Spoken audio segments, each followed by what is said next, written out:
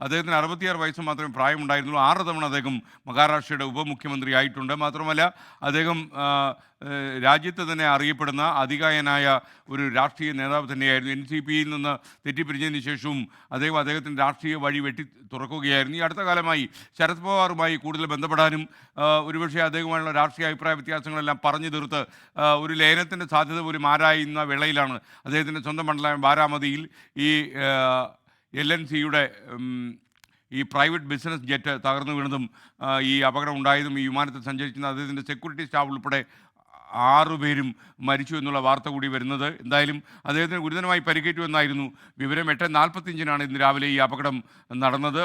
വിമാനം ഇടിച്ചിറക്കുകയായിരുന്നു എന്നാണ് വിവരം. വിമാനത്തിൻ്റെ ബാലൻസ് തെറ്റിപ്പോയതുകൊണ്ട് അവിടെ ഇടിച്ചിറക്കേണ്ടി വന്ന സാഹചര്യമാണ് ഉണ്ടായത് എന്നാണ് നമുക്ക് മനസ്സിലാക്കാൻ കഴിയുന്നത്. LNS RS അല്ല LNS ഏവിയേഷൻ്റെ പ്രൈവറ്റ് ബിസിനസ് ക്ലാസ് ജെറ്റ് വിമാനമാണ് അപകടത്തിൽപ്പെട്ടത്. ലിയർ ജെറ്റ് 45-R വിഭാഗത്തിൽപ്പെട്ട വിമാനമാണ് ഈ അപകടത്തിൽപ്പെട്ടതെന്നാണ്. ലാൻഡിങ്ങിന് ഇടെയാണ് ഈ അപകടം ഉണ്ടായത്.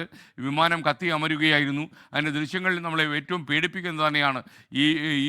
ഈ വിമാനത്തിൽ സഞ്ചരിച്ച ഒരാളും രക്ഷപ്പെട്ടില്ല എന്നുള്ളതാണ് ഈ അപകടത്തിൻ്റെ ഏറ്റവും വലിയ ദുരന്തം.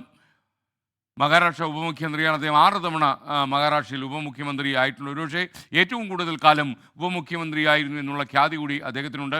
കൂടുതൽ വിവരങ്ങളുമായി ബൽറാം നെടുങ്ങാടി. ഇപ്പോൾ അതിൻ്റെ ദൃശ്യമാണ് പ്രേക്ഷകർ ഇപ്പോൾ കാണുന്നത്. ലോകത്തെവിടെയായാലും ഏത് സമയത്തും 24 വാർത്തകളും ഓഗ്മെന്റഡ് റിയാലിറ്റി പാക്കേജുകളും എക്സ്പ്ലെയിനറുകളും വിശദമായി കാണാൻ ഞങ്ങളുടെ യൂട്യൂബ് ചാനൽ നിങ്ങൾക്ക് സബ്സ്ക്രൈബ് ചെയ്യാം.